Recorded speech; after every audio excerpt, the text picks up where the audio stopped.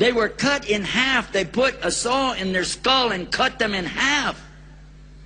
Having studied personally the early years of Christianity, we have record of them being thrown into the lion's pit, being thrown into the amphitheater, so that the Romans could enjoy a nice afternoon out and go to the amphitheater at night. Let's go out and watch the Christians being eaten alive by the lions and bears and beaten to death by the Roman gladiators.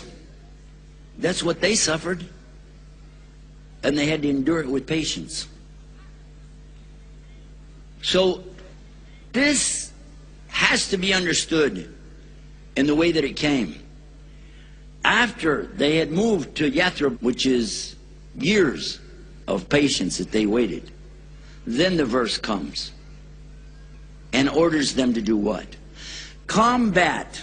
Yukatilu. Combat. Not slaughter, but kill in the sense of mortal combat. Go to war, willing to die or be killed or kill, because they're doing that to you. Combat those that combat you. That's the kind of kill that's being implied in the verse here with the word kital. And by the way, the word jihad is not in these ayahs. It is not. Jihad is a very wide word and carries a heavy meaning. But here, particularly, kital is talking about mortal combat. The very same thing that Mr. George W. Bush ordered when he sent people out to Afghanistan and into Iraq is mortal combat. But Islam is having limits, big limits. Fight only those who are fighting you. Kill only those who are trying to kill you, but as soon as they stop, you have to stop. It is forbidden in Islam to kill the innocents. If you're going to quote to me from this book and consider that I believe it and I'm going to follow it, then please take the time to go to chapter 5, which is Surah Al-Ma'idah, and look to the verse that clearly states that if anybody takes an innocent life, it's as though they killed all of humanity. It's verse 32, by the way. And if they save a life, then it's as though they saved the entire mankind. And indeed, there came to them our messengers with clear proofs, evidences, and signs. Even then, after that, many of them continued to exceed limits in the land. And understand, Islam is about these limits, because Allah subhanahu wa ta'ala did not want Muslims to be like the ignorant Arabs and just trashing people to the ground. In the Bible itself, in the book called Genesis, toward the end, there is a chapter or a whole section called the rape of Dinah.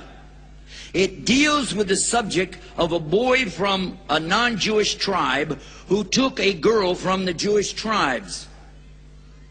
He loved her. He wanted to marry her. The tribal leaders from the Jews went to them, according to the Bible, read it for yourself, and said, "We want this girl back." The chief of the tribe said, "It's my son that took her. We didn't mean you any harm, but, you know, let's make up like this. We will give you gifts. We will give you money. We will give you sheep. Let us keep this girl. He loves her. She loves him. Can they be together?" They said, "No, we're coming back." So they came back with their tribes. The Jewish tribes were ready to fight. But then they realized, oh my God, look at how many there are of the other people. They were huge in number. So when they realized they were outnumbered, they made another conference between them. They sat together and they said, "Listen, we got to work this out. We want the girl back."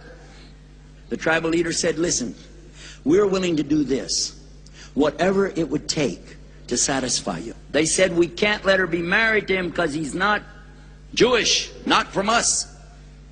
Said, "Okay, we're ready to accept your religion. We're ready to accept your religion, whatever it takes.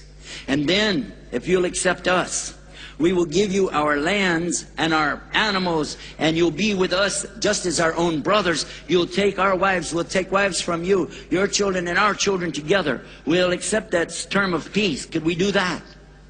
It says in the Bible the Jews agreed to that based on one thing. You'll have to be circumcised. Khatan. Same as we do today as Muslims. The men have to remove the foreflesh of the private part. And that's what it says real clear in the Bible. You do that, and then it'll be hunky-dory. We'll go for it.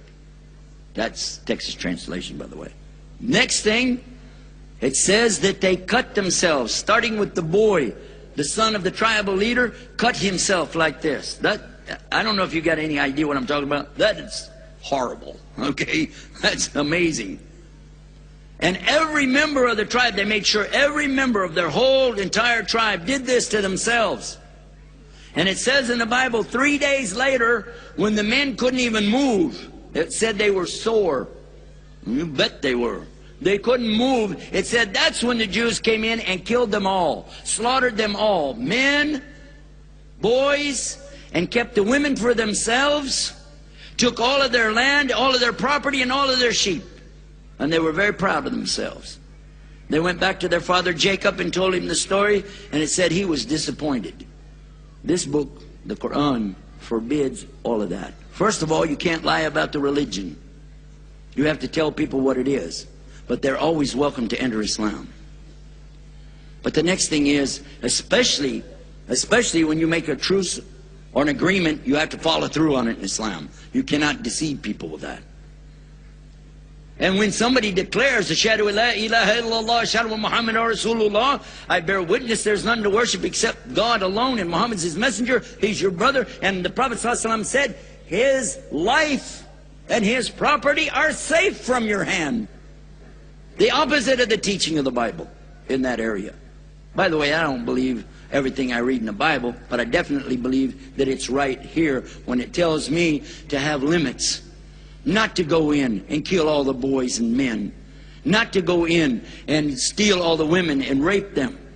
Killing babies even. Stealing their land after you made a promise with them. And this is what Allah is forbidding right here.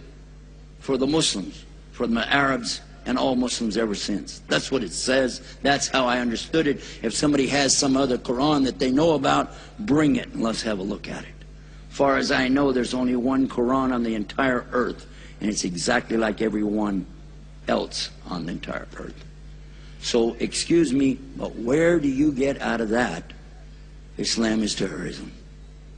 I see it real clear. Islam is against terrorism.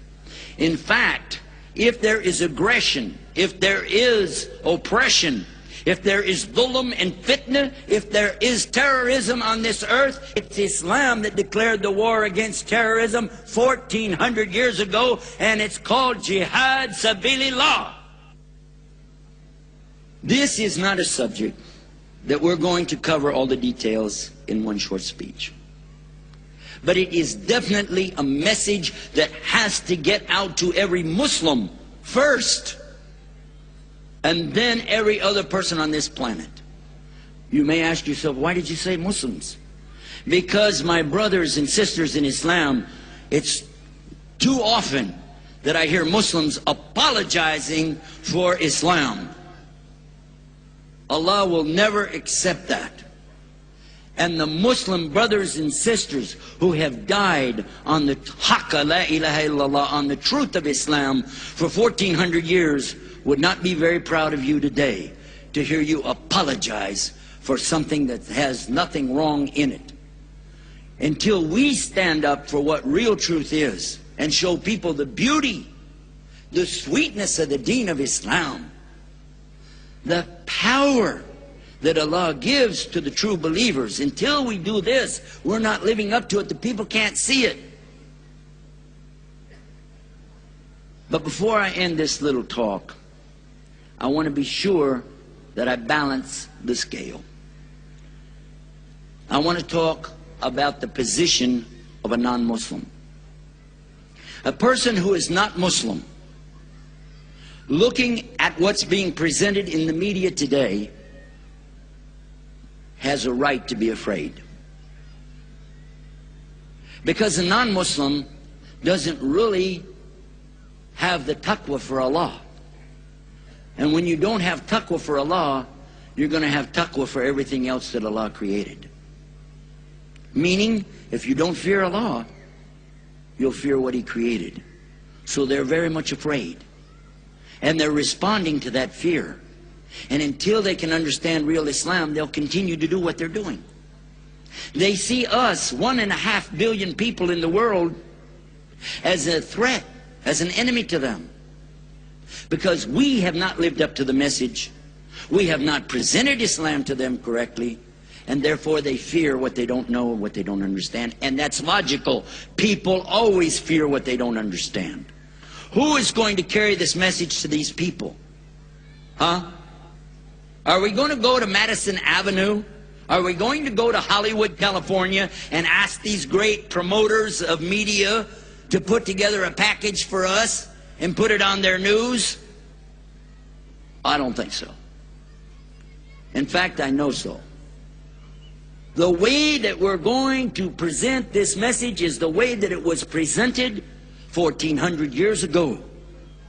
By living the example of Muhammad sallallahu alaihi wasallam, by sacrificing our lives and our work and our money, not to kill people,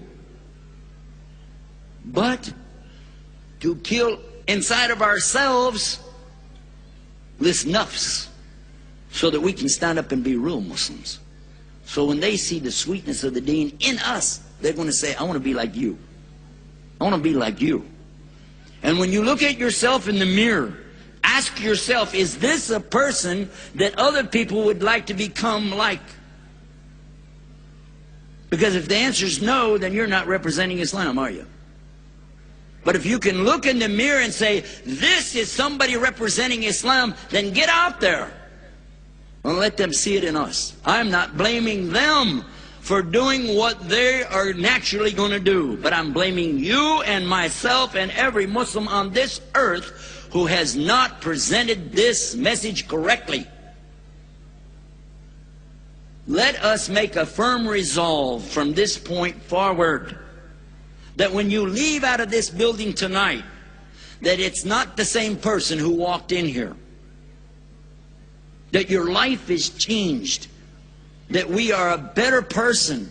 That we're going to abide by the rules, regulations, and commandments of Allah subhanahu wa ta'ala, and following the sunnah of His Rasul sallallahu alayhi wa sallam. Let us make that resolve. Let us ask Allah to guide us first, and in so doing help others to see the beautiful guidance of Islam. Ameen. I ask for the guidance of Allah.